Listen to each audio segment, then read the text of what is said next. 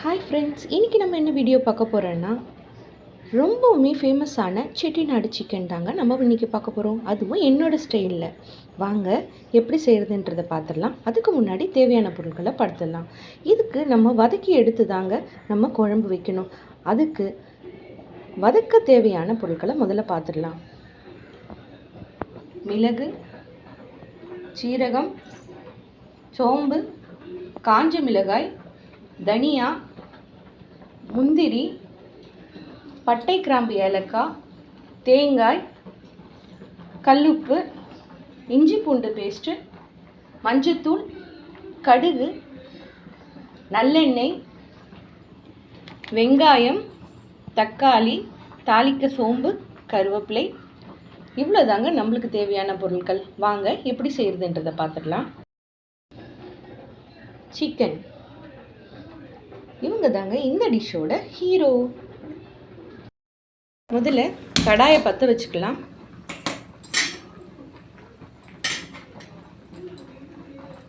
நம்ம இந்த பொருளெல்லாம் வறுக்கிறதுக்கு தேவையான நல்லெண்ணெயை முதல்ல சேர்த்துக்கலாம்.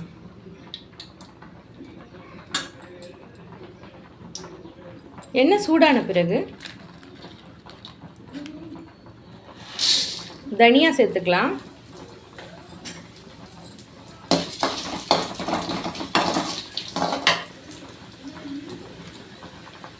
காஞ்ச மிளகாய் போட்டுக்கலாம்.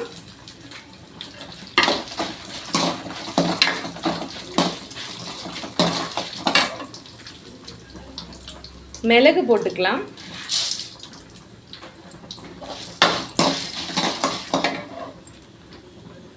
சோம்பு போட்டுக்கலாம்.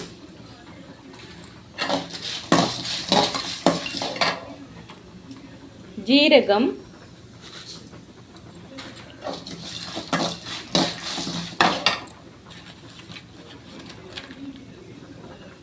பட்டை, கிராம்பு, ஏலக்காய் இதையும் சேர்த்துக்கலாம்.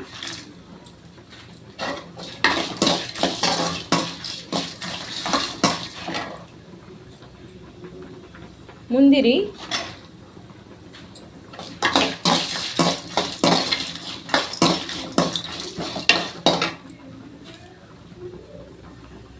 கொஞ்சமாக தேங்காய், ஒரு 2 பல்லு தேங்காய் இருந்தால் போதுங்க. நான் இப்போ செய்ய போகிறது 1 கிலோ சிக்கன். ஒரு 2 பல்லு தேங்காய் அளவு சேர்த்துக்கிட்டா போதும். இதை கருக விடாமல் நல்ல பொன்னிறமாக வறுத்துக்கணும்.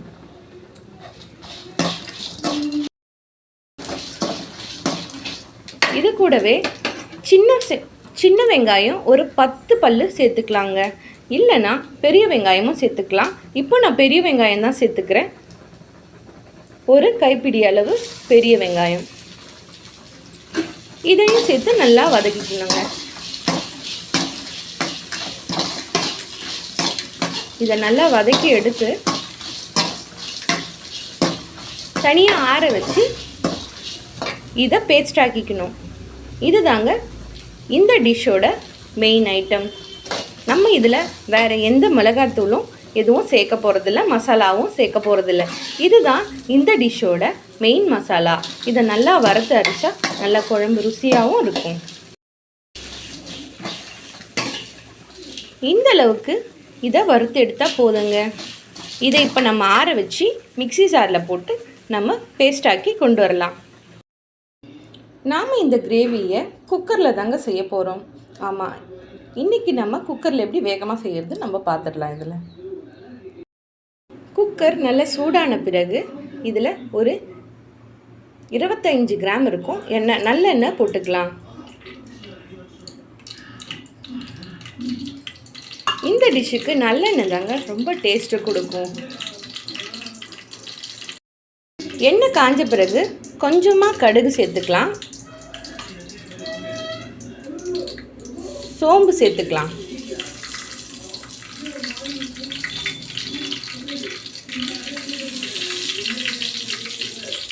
இது நல்லா புரிஞ்சவனே ஒரு பெரிய சைஸ் வெங்காயத்தையும் இதில் சேர்த்துக்கலாம்.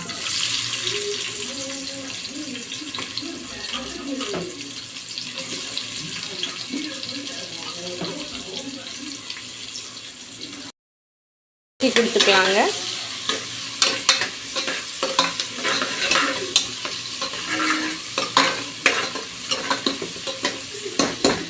இது நல்லா பொன்னிறமாக வரட்டும். இது கூடவே நம்ம கருவேப்பிலையும் சேர்த்துக்கலாம். கருவேப்பிலை இந்த டிஷ்ஷுக்கு நல்ல ஒரு ஃப்ளேவரை கொடுக்கும். இந்த ஸ்டேஜில் இந்த கருவேப்பிலை போட்டு நம்ம கிளறிக்கலாம்.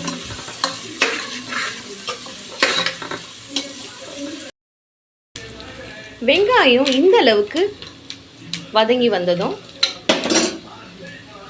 ஒரு மீடியம் சைஸ் தக்காளியை போட்டுக்கலாம்.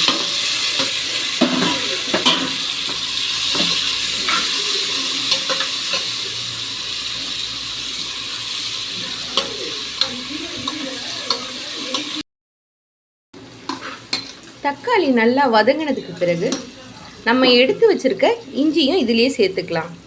இஞ்சி பூண்டு விழுது இந்த பேஸ்ட்டை இதிலேயே சேர்த்துக்கலாம்.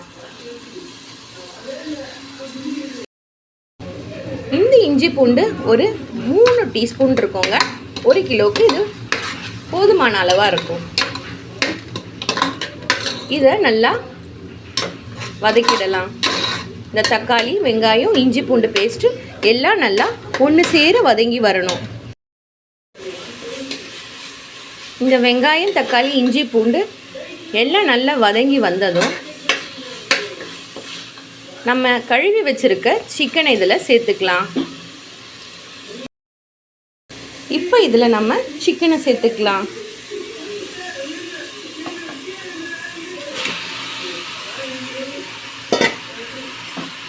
இதை நல்லா நம்ம கிளறி விட்டுருவோம். சிக்கனை நம்ம நல்லா வதக்கி அதிலிருந்து தண்ணி பிரிஞ்சு வர வரைக்கும் நம்ம வதக்கி எடுக்கணும்.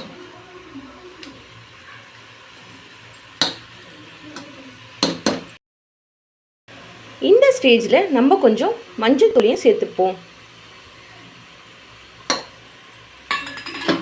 ஒரு 1/2 டீஸ்பூன் மஞ்சள் தூள் நம்ம சேர்த்து நல்லா வதக்கிக்கலாம். மசாலாவை அரைச்சி கொண்டு வந்தாச்சுங்க. நல்ல வாசமாக இருக்குது மசாலா. இந்த அளவுக்கு கொரக்கொரப்பும் இல்லாமல் ரொம்ப நைஸாகவும் இல்லாமல் இந்த அளவுக்கு இந்த மசாலாவை அரைச்சி வச்சுக்கணுங்க. இப்போது இந்த ஸ்டேஜில் நம்ம இந்த அரைச்சி வச்ச மசாலாவை சேர்த்துக்கலாம்.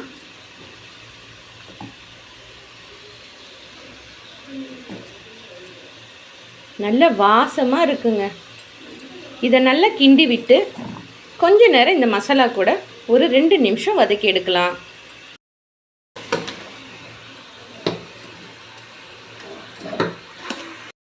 இப்படி மசாலா கூட நல்லா கலக்கி விட்டதுக்கப்புறம் எல்லாம் ஒன்று சேர இப்படி கறி கூட எல்லாம் ஒன்று சேர்ந்து ஒன்று போல் வந்திருக்கு.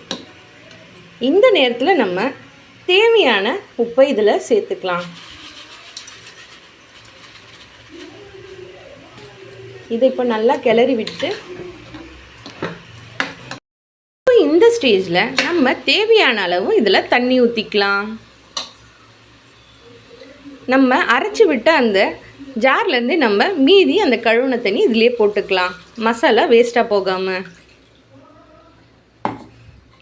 உங்களுக்கு கிரேவியாக வேணும்னா கொஞ்சமாக தண்ணி ஊற்றிக்கோங்க. இல்லை குழம்பு பிடிக்கும் அப்படின்னா எக்ஸ்ட்ரா கொஞ்சம் தண்ணியை ஊற்றிக்கிட்டிங்கன்னா கரெக்டாக இருக்கும். இந்த ஸ்டேஜில் தேவையான அளவு உப்பு கரெக்டாக இருக்கான்னு செக் பண்ணிவிட்டு உங்களுக்கு காரம் தேவைப்பட்டால் வெறும் மிளகாய்த்தூள் கொஞ்சமாக ஆட் பண்ணிக்கலாம். எனக்கு இதுவே கரெக்டாக இருந்துச்சு, அதனால் நான் எதுவும் ஆட் பண்ணலை. இந்த அளவுக்கு தேவையான அளவு தண்ணியை போட்டு நம்ம இப்போது இதை மூடி போட்டு க்ளோஸ் பண்ணிவிட்டு 4 விசில் விடலாம். கறி சாஃப்டாக வெந்து வரும்.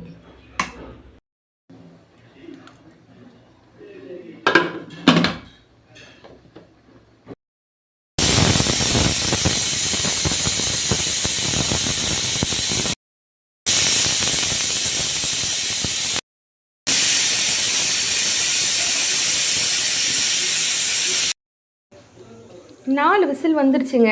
இப்போ இது ப்ரெஷர் அடங்கினதுக்கப்புறம் நம்மளோட டிஷ் எப்படி வந்திருக்குன்றதை நம்ம பார்த்துடலாம். ப்ரெஷர் நல்லா ரிலீஸ் ஆகிடுச்சுங்க. இப்போ இது நம்ம ஓப்பன் பண்ணி பார்த்துடலாம் எப்படி வந்திருக்குன்னுட்டு.